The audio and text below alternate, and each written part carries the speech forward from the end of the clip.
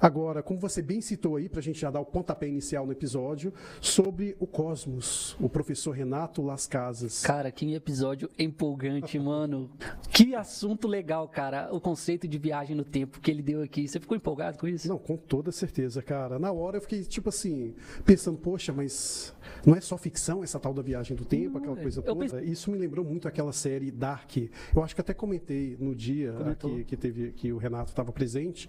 E a série fala exatamente isso, sobre você poder visitar o passado e visitar o futuro.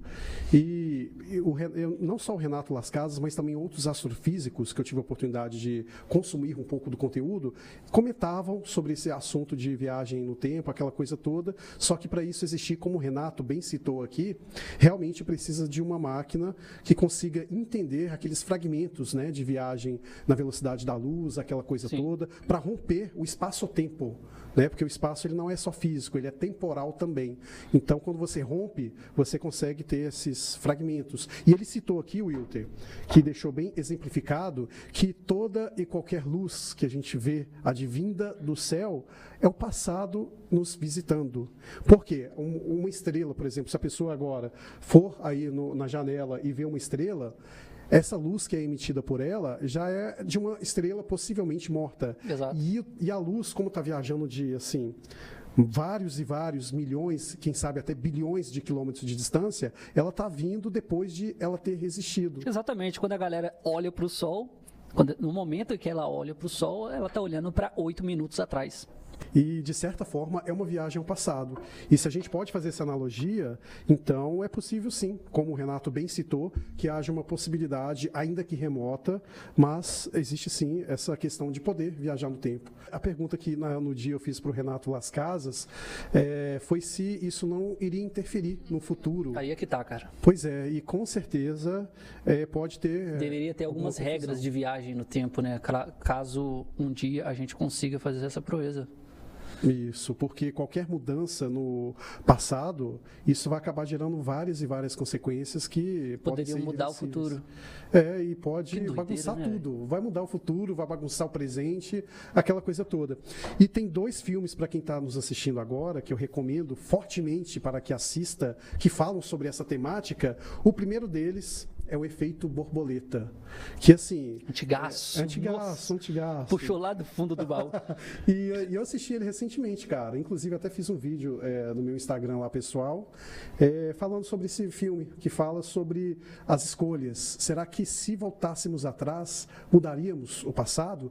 E se mudássemos o passado, quais serão as consequências que teremos em virtude disso? E o filme conta exatamente essa história. O personagem, ele ficava insatisfeito com o momento presente dele e ele pensava o seguinte, não, e se eu conseguisse voltar ao passado e modificar essa ação? Porque a teoria do efeito borboleta, que está a parte do filme, ela diz que um simples bater de asa de uma borboleta do outro lado do mundo pode causar eventos catastróficos na outra ponta. E isso acontece muito no filme. Às vezes ele queria mudar, às vezes ele tinha prejudicado alguém, ele ia, consertava um erro do passado, porém, aquele erro que foi consertado acabava gerando outros erros, até piores do que aquele que ele havia consertado.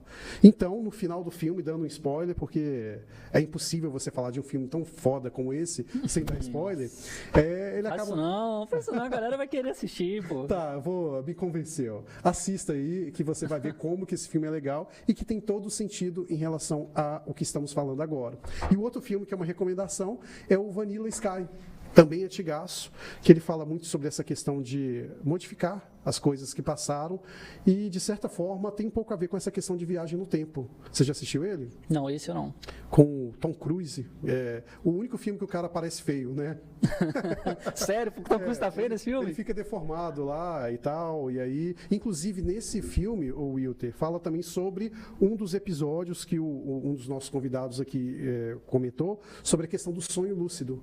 Nesse filme fala muito sobre essa questão de você estar sonhando e poder brincar com o seu sonho, com a sua realidade. Só que no caso aí desse filme do Vanilla Sky, é um pouco mais profundo, que existia ali uma empresa que era capaz de vender serviços que proporcionassem para a pessoa sonhos lúcidos, ainda que essa pessoa estivesse morta. Ou seja, caralho, ela prestes a morrer, é meio que feito um ela vai viver no sonho lá, e aí ela fica vivendo eternamente, porém presa num sonho. Que doideira, cara. É um pouco triste esse filme em algumas partes, mas ele é daqueles filmes Interessante, né, cara? explode a cabeça, cara. Interessante, que nem A Origem, é uma bagunça, mas é um filme muito legal, cara. Já viu?